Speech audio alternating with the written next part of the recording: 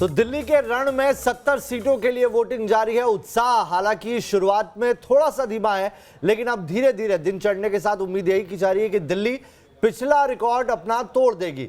और इस वक्त की बड़ी खबर आपको बता दें, मुख्यमंत्री अरविंद केजरीवाल ने अब से कुछ देर पहले सिविल लाइंस में अपने पूरे परिवार के साथ जाकर मताधिकार का इस्तेमाल किया है। जीत के लिए भी आश्वस्त दिखाई पड़ रहे हैं अरविंद केजरीवाल।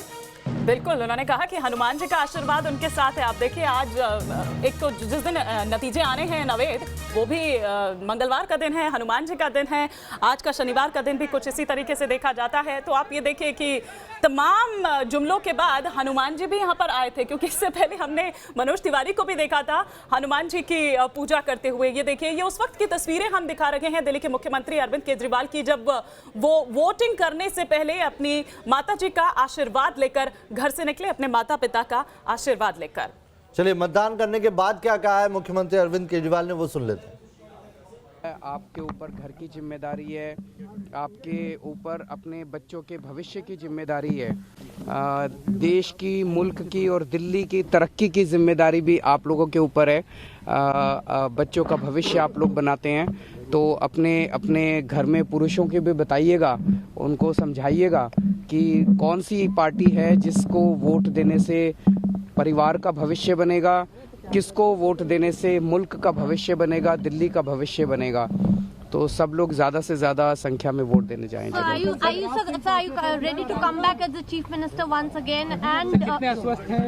मुझे पूरी उम्मीद है कि दिल्ली की जनता जो है वो काम के आधार पे वोट देगी और ज़रूर दिल्ली के अंदर तीसरी बार आम आदमी पार्टी की सरकार बननी चाहिए, मुझे उम्मीद है पूरी।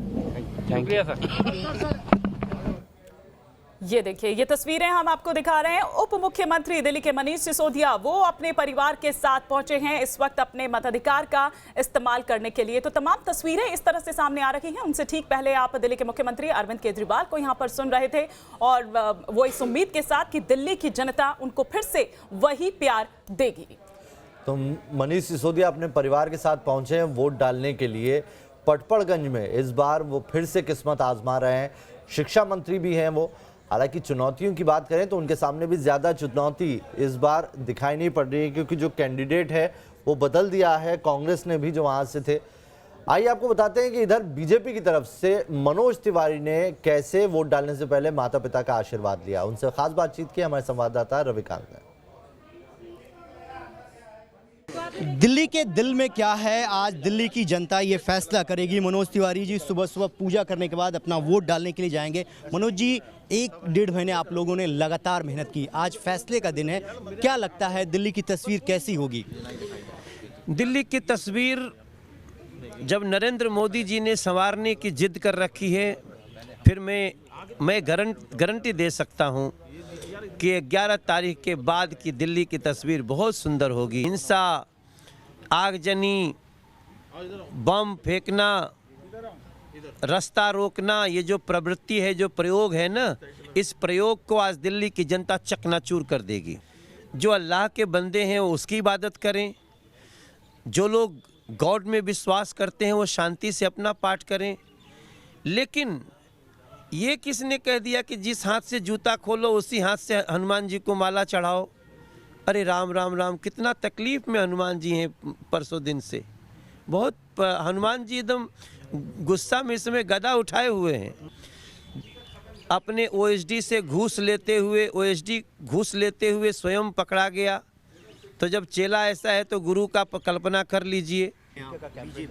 50 से ज़्यादा और भाजपा का है खुशहाल दिल्ली देने का वादा। चलिए, मनोज तिवारी कह रहे हैं कि 50 से ज़्यादा सीटें भारतीय जनता पार्टी इस बार के विधानसभा चुनाव में जीतेगी और आम आदमी पार्टी को सत्ता से दूर हटाएगी। वीडियो जर्नलिस्ट अतुल के साथ रविकांत राय, न्यूज़ नेशन, दिल्ली। चलिए, एक रिएक्शन ले लेते हैं इस पर। राहुल देव जी, मैं आपसे जानना चाहूँगा। राहुल सर, ये क्या मतलब मनोज तिवारी ने स्टार्ट किया था कि जो जिसकी तारीफ से माने बहुत अच्छा जा रहा था, लेकिन आखिर में वो वही आ गए। मतलब भावनाओं के साथ खेल के ही उनका चुनाव लड़ा जा रहा है। मेरी समझ में नहीं आता कि ये इतने बड़े वरिष्ठ समझदार नेताओं को ये समझ में क्यों नहीं आता, उनको दिखता क्यों नहीं कि जनता पर इन चीज़ों का असर नहीं होता है। होता है तो कई बार उल्टा हो जाता है। तो वो किसके लिए ये कहते हैं, क्या सोच के कहते हैं, जनता को क्या समझते हैं, जनता को कितना मूर्ख समझते हैं, ये बहुत विचित्र चीज़ है अपने आप में, जिसको समझना हमारे लिए बड़ा कठिन हो जाता है। चलिए इस तरह की बातों का इस समय हम उम्मीद करते हैं कि वो एक दिल्ली प्रदेश भाजपा के अध्यक्ष हैं तो एक गंभीर बात कहेंगे।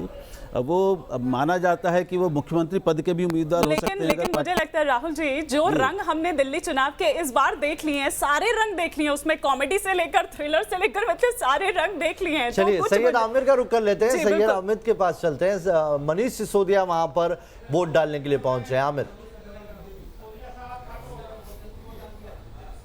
ये मनीष यहाँ पे पहुंचे हुए हैं वोट डालने के लिए। आप तस्वीरों में देख सकते हैं अपनी पत्नी के साथ, परिवार के साथ मनीष जो है, मनीष सिसोदिया उप मुख्यमंत्री यहाँ पहुंचे हुए हैं। अभी उन्होंने अपना वोट जो है वो कास्ट किया है। आप देख सकते हैं पत्नी उनकी वोटर आईडी कार्ड भी दिखा रही है। तो तमाम लोग जो हैं जो यहाँ पे पहुंचे हुए हैं, हालांकि थोड़ा सा भीड़ काफी ज्यादा हो चुकी है यहाँ पर, और बाहर हमसे बातचीत करने के लिए वो कह रहे हैं।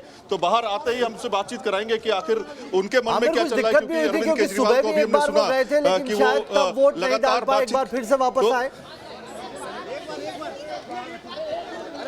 हाँ बिल्कुल, और जिस तरह से यहाँ असल में भीड़ बहुत ज़्यादा हुई है उसकी वजह से, और तमाम क्षेत्रों में उनको मूवमेंट करना था, इसलिए वो अब यहाँ पर वोट डालने के लिए पहुंचे हैं। पहले वो तमाम अपने आसपास के इलाकों पे गए और उनका जो विधानसभा क्षेत्र है वो अलग है, यहाँ पर उनका वोट जो है वो अलग है। मनीष भाई क्या कहेंगे? आराम से, थोड़ा तो मैडम, थोड़ा कैसे क्या कर रहे हैं आप यार? मीडिया खुद सोचे यार, जगह दो ना भाई साहब, जगह दीजिए, आराम से लीजिए, थोड़ा थोड़ा पीछे लीजिए, आप आराम से लीजिए। मैडम इधर आ। दिल्ली के उप मुख्यमंत्री मनीष सिसोदिया को आप यहाँ पर इस वक्त देख रहे हैं, और बिजली पानी तो अलग बात है नवेद, लेकिन शिक्षा के मुद्दे को अगर हम यहाँ पर कहें तो मनीष सिसोदिया ने काफी जोर शोर से उठाया है। हमने तमाम उनकी जो भी बात देखी, शिक्षा पर उनका ज्यादातर जोर रहा है। अभी क्या कुछ कह रहे हैं जरा सुन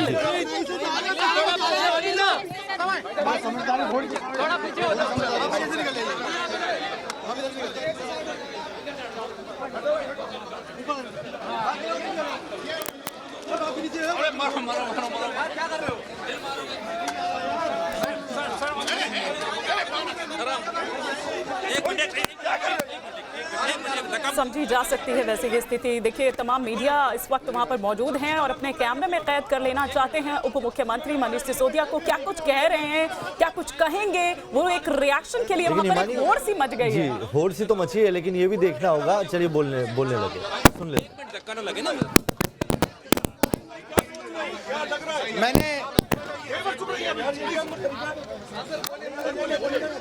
हमने अभी वोट दिया है और मैं अपना वोट लोकतंत्र के तहत, बाबा साहब द्वारा बनाए गए संविधान के तहत मैं अपने वोट के अधिकार का इस्तेमाल करके आया हूं, और मैं दिल्ली के लाखों बच्चों को अच्छी शिक्षा देने के लिए अपने वोट का इस्तेमाल करके आया हूं। सर, आपको क्या लगता है कि इस बार अच्छी शिक्षा के लिए वोट दे रही है, 24 घंटे बिजली वोट दे रही है, काम के लिए वोट दे रही है, शिक्षित राष्ट्र के लिए वोट दे रही है। क्या एक शाहीन बाग का मुद्दा है, लगता है उठेगा शाहीन बाग का मुद्दा? जिन लोगों ने शाहीन बाग का मुद्दा उठाया, 24 घंटे मीडिया ने चलाया, लेकिन इस मुद्दे को उठाने वाले मीडिया कर्मी भी और इस मुद्दे पर पॉलिटिक्स करने वाले बीजेपी वाले भी जब वोट डालने गए तो उन्हें अपने बच्चों के लिए अच्छे स्कूल दिखाई दिए और उन्होंने कहा यार वोट तो स्कूल पे दे देते हैं, मुद्दे अपनी जगह हैं। अच्छा मनीष जी, वोटिंग परसेंटेज जो बढ़ने के एक टारगेट रखा गया है, क्या लग रहा है आपको? वोटर का रुझान सुबह से बहुत अच्छा है। वोटिंग, मेरे घर के सामने एक वोटिंग सेंटर है, वहाँ पे मैंने देखा कि वोटिंग शुरू होने से पहले 8 बजे वोटिंग शुरू होनी थी और 7:30 बजे से ही वहाँ 150-200 लोग लाइन में लगे हुए थे एंट्री करने के लिए। तो मतदाता अपने वोट के ज़रिए स्कूलों को आगे ठीक करना चाहता है, अस्पतालों को आगे ठीक करना चाहता है, बिजली पानी को आगे ठीक करना चाहता है। तो मतदाता अभी घर से निकल रहा है। वोटर से भी अपील है कि जब वोट डालने जाएं तो अपने बच्चों की तरफ देख के जाएं और ये सोच के जाएं कि मैं इनके भविष्य के लिए बटन दबाने जा रहा हूं।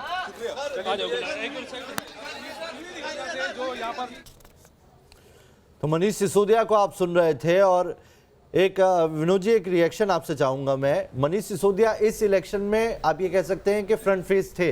अरविंद केजरीवाल ने इस बार रणनीति अपनी बदली थी, वो सीधे अटैक करने से बच रहे थे, लेकिन उनकी भूमिका में मनीष सिसोदिया थे। नहीं, मनीष उनके बिल्कुल सबसे विश्वस्त रणनीतिकार, सहयोगी, साथी सब हैं। और देखिए, इस बार अरविंद केजरीवाल ने कोई विभाग अपने पास नहीं रखा था जब मुख्यमंत्री बने। मनीष के पास विभाग थे, बाकी मंत्रियों के पास थे। अरविंद ने अपने को बिल्कुल एक तरह से सूत्रधार की भूमिका में रखा और चुनाव के दौरान तो बिल्कुल ही अरविंद जो है कैंपेन करते रहे, लेकिन फ्रंट फुट पर खेलने का काम जो है, चाहे शाहीन बाग का मुद्दा हो तो मनीष सिसोदिया ही आ गया है, उन्होंने कहा कि मैं शाहीन बाग के साथ हूँ, या कोई अगर बीजेपी की तरफ से हमला होता था तो उसका जवाब संजय सिंह और मनीष सिसोदिया ही देते रहे। तो इसलिए मनीष एक तरह से आप कह सकते हैं कि इस चुनाव में उसी भूमिका में थे जैसे नरेंद्र मोदी जी के साथ अमित शाह रहते हैं। तो कुल मिलाकर के माना जाए कि वो नंबर 2 भी है, सरकार में भी, पार्टी में भी और रणनीति में भी उनमें। बिल्कुल। और शाहीन बाग का हम जिक्र बार बार यहाँ पर कर रहे हैं, तो एक बार ही हम रुमान उल्लाह खान हमारे सहयोगी इस वक्त वहाँ से जुड़े हुए हैं। अभी क्या तस्वीर है, अभी क्या वहाँ पर तस्वीर निकलकर सामने आ रही है? सीधे बात करते हैं रुमान से। रुमान, क्या तस्वीर आप दिखाएंगे अभी वहाँ पर?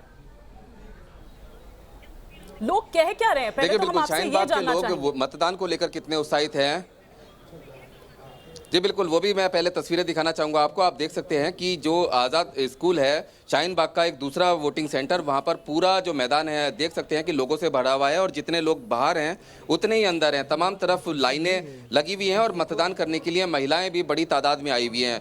ये तस्वीरें हैं कि शाहीन बाग के लोग किस कदर उत्साहित हैं। शाहीन बाग के कुछ मतदाता हमारे साथ मौजूद हैं। इस बार शाहीन बाग पूरे चुनाव में छाया रहा। आपको क्या लगता है कि इस बार शाहीन बाग के लोग किस मुद्दे पर वोट दे रहे हैं? देखो जी, केजरीवाल साहब ने इतने काम किए हैं कि हर आदमी, अब ये नहीं जान रहे किसको वोट दे रहे हैं, हम सिर्फ मुद्दों की बात आपसे कर रहे हैं कि किस मुद्दों पर आप हम इस मुद्दे पर वोट दे रहे हैं कि केजरीवाल साहब ने बहुत काम किया है।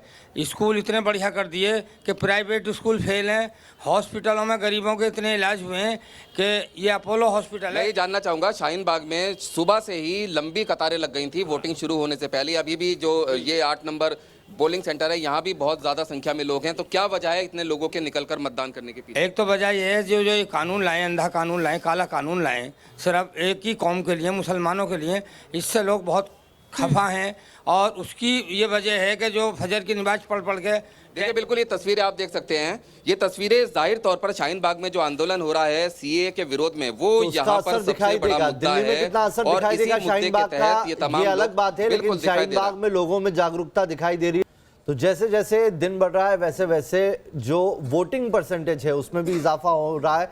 हालांकि अभी अगर मैं बात करूं तो थोड़ा सा धीमा है लोगों का पहुंचने का सिलसिला मतदान केंद्रों तक, लेकिन अब कतारें लगनी शुरू हो चुकी है। 6 तस्वीरें आपको दिखा रहे हैं किस तरीके से वीआईपी चेहरे, वो जिन्होंने अपने मताधिकार का इस्तेमाल किया। डॉक्टर हर्षवर्धन अपनी माताजी को लेकर पहुंचे थे, प्रवेश वर्मा ने सबसे पहले पहुंचकर वोट कास्ट किया है, तो वहीं हरदीप सिंह पुरी भी वोट डालने के लिए पहुंचे हैं।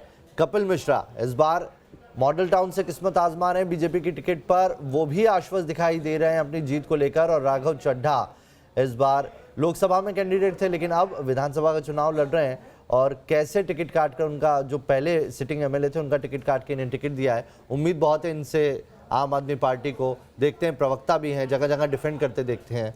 तो ये 6 सीटें जो वीआईपी चेहरे हैं। बिल्कुल, राघव चड्ढा की बात कर रहे हैं, राजेंद्र नगर से चुनावी मैदान में है, वो भी हम बात करेंगे क्योंकि पंजाबी वोटर्स का क्या वो है बात करेंगे। लेकिन ब्रेक से पहले मुस्लिम वोटर्स की हम बात कर रहे थे। और विवेक जी, आपसे मैं समझना चाहूंगी कि अगर कुल हम देखें 9 विधानसभा में मुस्लिम वोटर्स 20% से अधिक है, मतलब मोटे तौर पर अगर देखें तो 16 से 18, लेकिन अगर मत प्रतिशत देखें तो 12% है।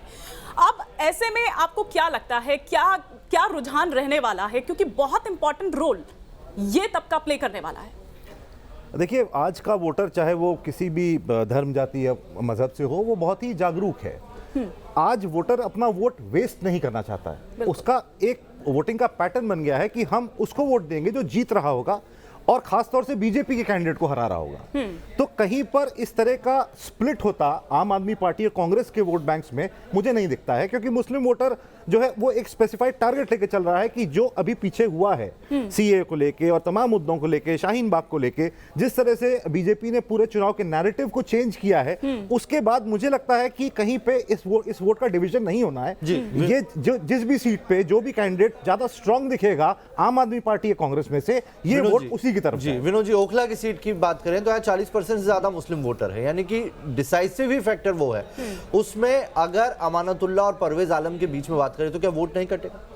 देखिए, ओखला हो, सीलमपुर हो, मटिया महल जहाँ मस्जिद वाली सीट हो, जितनी मुस्लिम बहुल सीटें हैं, या हारून यूसुफ की सीट हो, इन सब में मुकाबला कांग्रेस और आम आदमी पार्टी के बीच में है, या आम आदमी पार्टी कांग्रेस के बीच में है। बीजेपी वहाँ थर्ड प्लेयर के रूप में है। ये बहुत दिलचस्प चीज़ है। और उसमें जो गैर मुस्लिम वोट है वो बड़ा निर्णायक फैक्टर है कि वो मैक्सिमम, मान लीजिए मुसलमानों के वोटों में अगर एक बंटवारा भी होता है 60-40 का हो, 50-50 का हो, 70-30 का हो, लेकिन जो गैर मुस्लिम वोट वहाँ पर है, खासकर हिंदू और सिख, वो किधर जाता है, वो बहुत महत्वपूर्ण है। और इसीलिए ओखला में परवेज हाशमी और अमानतुल्लाह के बीच में है। अब ओखला की बात करें, मैं अगर ओखला क्षेत्र की तरफ गया था, कुछ लोगों से बात हुई, वहाँ अमानतुल्लाह के बारे में एक अच्छी बात यह है कि वो एक्सेसिबिलिटी, उनकी वो उपलब्धता बहुत है, वो लोगों से मिलते जुलते बहुत है। मधुरेंद्र जी भी हमारे साथ बहुत देर से इंतजार कर रहे हैं। नवेद, दिल्ली की गोंडा विधानसभा सीट की अगर बात करें तो यहाँ इस वक्त वो मौजूद हैं। मधुरेंद्र जी, आपसे जानना चाहेंगे क्या तस्वीर वहां निकल कर आ रही है और क्या किस आधार पर लोग यहां वोट देने के लिए पहुंच रहे हैं? क्या श्रीदत्त शर्मा, जो कि दिग्गज माने जाते हैं आम आदमी पार्टी के, काफी अच्छी उनकी पैठ मानी भी जाती है वहां पर, व्यापारियों में तो खास तौर पर अगर कहें, क्या देख पा रहे हैं वहां पर? आपने लोगों से बात की होगी। देखिए, स्थानीय मुद्दे जो हैं वो बिल्कुल हावी दिखाई दे रहे हैं। खासतौर पर नॉर्थ ईस्ट का जो इलाका है, ये दिल्ली का ऐसा इलाका है जहां पर विकास को लेकर दरकार सदैव से रही है और यही वजह है कि जो स्थानीय मुद्दे यहाँ पर हावी होते हैं। गोंडा की सीट की अगर बात करें तो ये पुश्तैनी सीट कांग्रेस की रही है, लेकिन श्रीदत्त शर्मा यहाँ से विधायक हैं और दूसरा चुनाव लड़ रहे हैं। जाहिर तौर पर उनको एज मिल रहा है। विषम शर्मा जो कि यहाँ कांग्रेस के विधायक रहे थे, वो फिर एक बार कांग्रेस के टिकट पर चुनाव लड़ रहे हैं। दूसरी तरफ हम देख रहे हैं कि यहाँ से अजय महावार जो कि जिला अध्यक्ष थे बीजेपी के, उनको टिकट दिया गया है। तो ये मुकाबला इसलिए भी हम कहें कि त्रिकोणीय है क्योंकि इस सीट पर मनोज तिवारी जो कि बीजेपी के प्रदेश अध्यक्ष हैं, उनकी भी नाक टिकी हुई है। उनका लोकसभा क्षेत्र है और उनका प्रमुख विधानसभा क्षेत्र है जहां पर वे खुद वोटर हैं। तो आप समझ सकते हैं कि किस तरह से मनोज तिवारी की अपनी साख, अपनी इज्जत जो है, अगर किसी सीट से दांव लगी है तो ये गोंडा विधानसभा के क्षेत्र है। महत्वपूर्ण सीट इसलिए है क्योंकि आपने जो सिग्नेचर ब्रिज है उसको प्रोजेक्ट किया है कि विकास के तौर पर आप इसको देखिए, जिसको हमने कंप्लीट किया है, जिसने नॉर्थ ईस्ट दिल्ली को बाकी दिल्ली से जोड़ा है। जबकि मनोज तिवारी बार बार यहाँ पर विकास की कमियों का ही रोना रोकर लोगों से वोट मांग रहे हैं। और जो बीजेपी के मुद्दे हैं, चाहे शाहीन बाग का मुद्दा हो या पोलराइजेशन करने की तमाम जो अलग अलग मुद्दों को उछालने की बीजेपी की कोशिश रही है, उसको भी बीजेपी ने तरजीह दिया है। चलिए, बहुत बहुत महत्वपूर्ण आपने मधुरेंद्र बात कही है। जिस तरीके का गोंडा विधानसभा सीट का समीकरण है और पूर्वांचली वोटर्स का कितना असर है यहाँ पर, वो खास मेहमानों से समझने की कोशिश करेंगे। एक छोटा सा ब्रेक यहाँ पर लेना होगा।